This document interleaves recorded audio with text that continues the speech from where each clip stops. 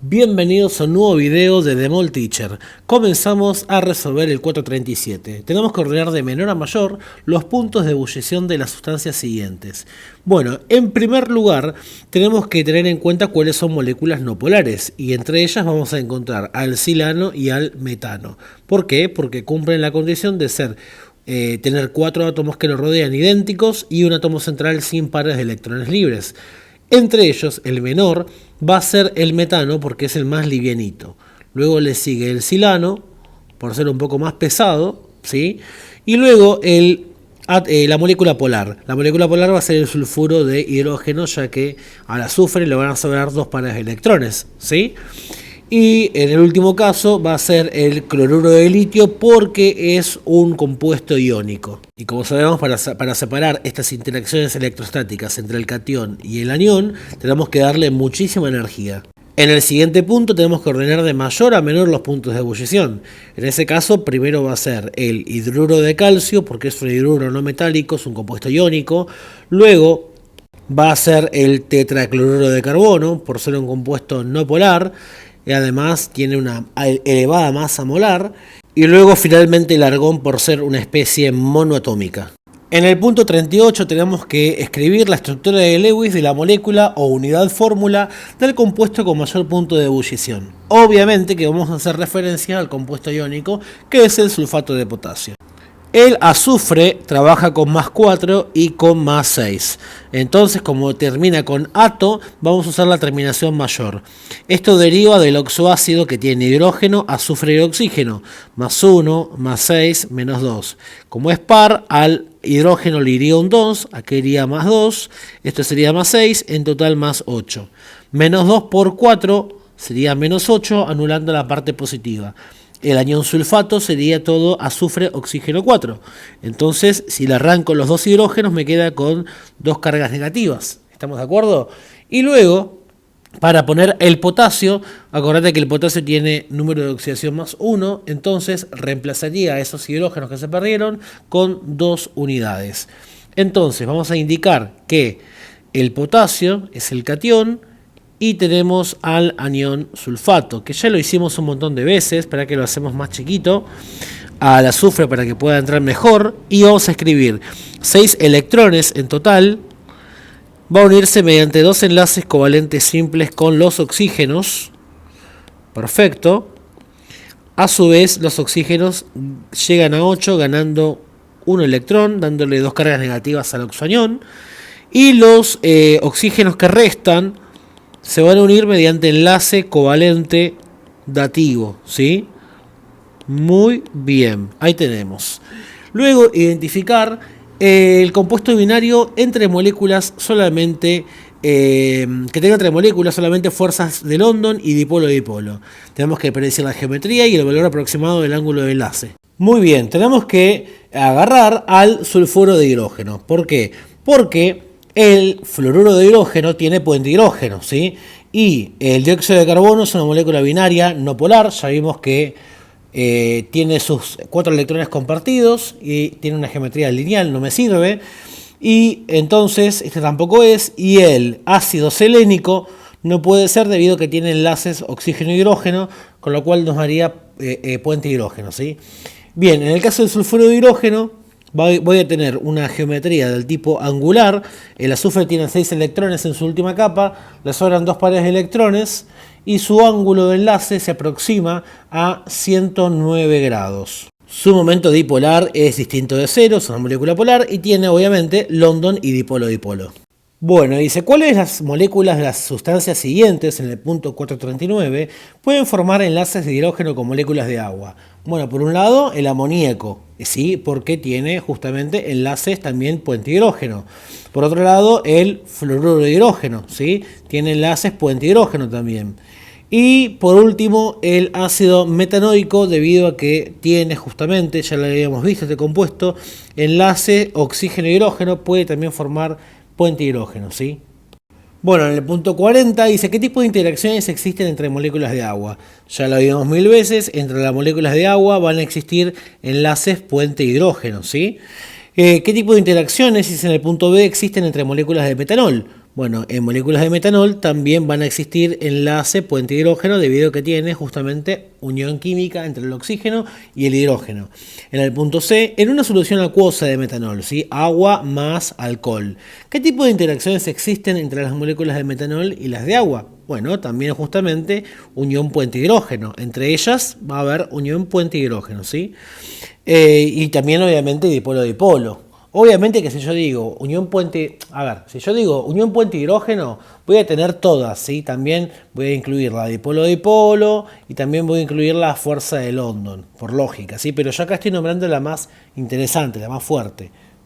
La solubilidad de los compuestos en otros se debe a su polaridad, básicamente. Lo polar va a disolver a lo polar y lo no polar también disuelve a lo no polar. Cuando se forman sistemas heterogéneos es porque se mezcla algo polar con algo no polar. Acá se forma un sistema heterogéneo. Y el tetracloruro de carbono no es soluble en agua porque justamente tiene sus 4 enlaces idénticos y entonces digamos que es una molécula no polar. Momento dipolar, igual a 0, fuerzas de London únicamente. Así que no formarían soluciones con el agua. 441. Justificar las afirmaciones siguientes. Los compuestos iónicos conducen la corriente eléctrica cuando están fundidos en solución, pero no lo hacen en estado sólido.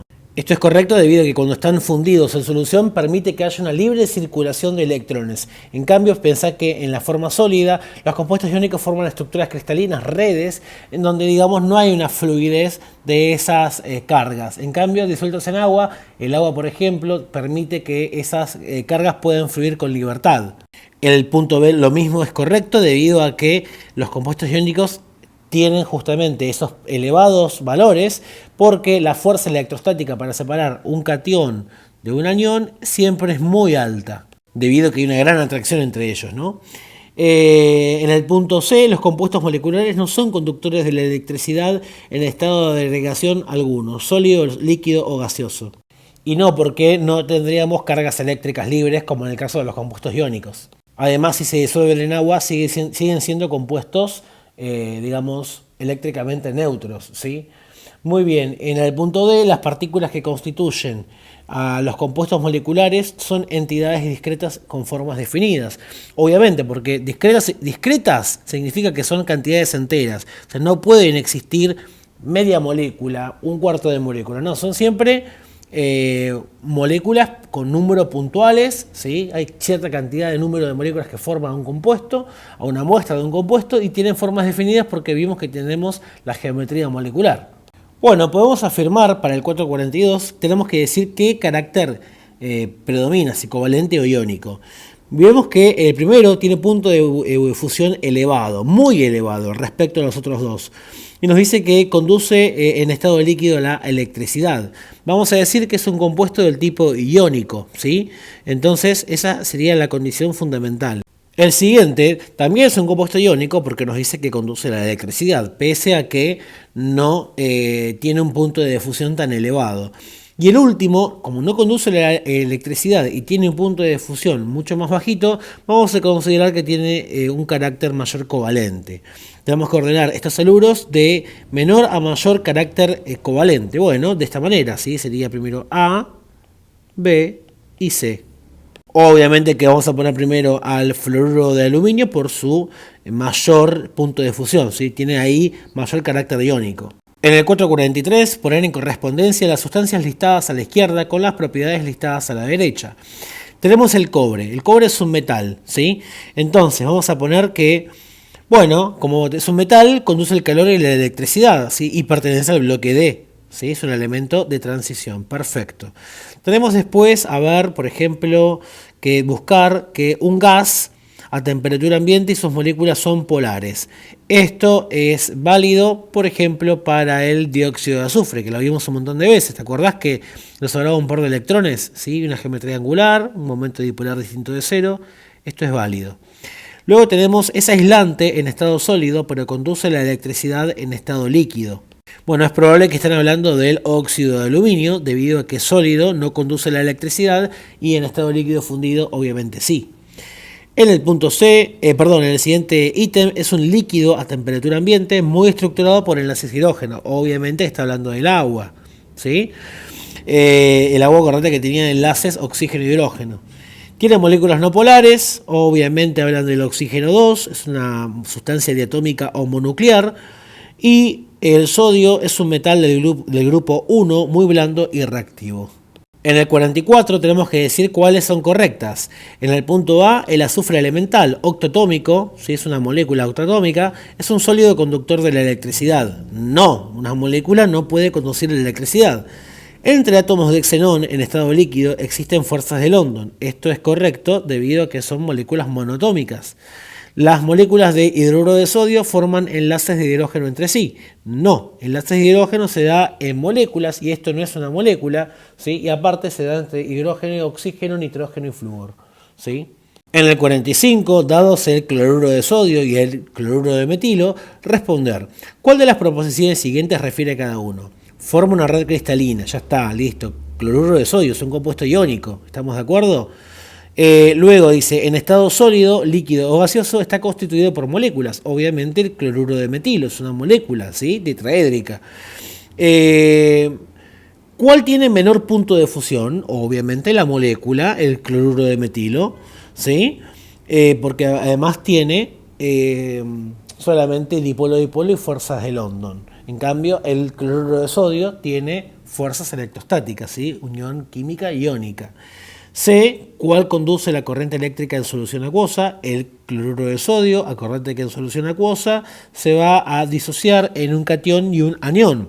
¿Cuál conduce la corriente eléctrica en estado líquido? Obviamente también el cloruro de sodio, ¿sí? Acordate que una molécula no conduce la electricidad. En el punto 446, el último de esta guía, dados el cloruro de potasio y el metanol, ¿cuál de las proposiciones siguientes refiere a cada uno? En estado sólido forma una red cristalina. Bueno, cloruro de potasio porque es un compuesto iónico, chicos, sí, obviamente. En estado sólido, líquido o gaseoso está constituido por moléculas. El metanol, nuevamente, estamos hablando de una molécula. ¿Cuál tiene mayor punto de fusión? Pese a que el metanol tiene puente hidrógeno, ¿sí? Por tener el enlace oxígeno-hidrógeno, va a ser obviamente el cloruro de potasio por tener el enlace iónico, ¿sí? Obviamente. ¿Cuáles especies químicas provenientes de cada uno de ellos están presentes en sus respectivas soluciones acuosas? El metanol en solución acuosa queda como metanol, chicos, ¿sí? Y el cloruro de potasio va a tener el catión potasio y el anión cloruro, ¿sí? Obviamente. Y en el punto D, ¿cuál conduce la corriente eléctrica en solución acuosa? El cloruro de potasio, ya lo vimos un montón de veces, ya que el agua permite la fluidez de las cargas. Antes de irnos, no te olvides de activar la campanita si ya sos suscriptor de este canal. Si sos visitante nuevo, no te olvides de suscribirte. Y también recordá seguirme en mis redes. En Instagram como @NéstorGMolina y en Facebook como Néstor Gabriel Molina. Nos vemos en un próximo video. Chau, chau.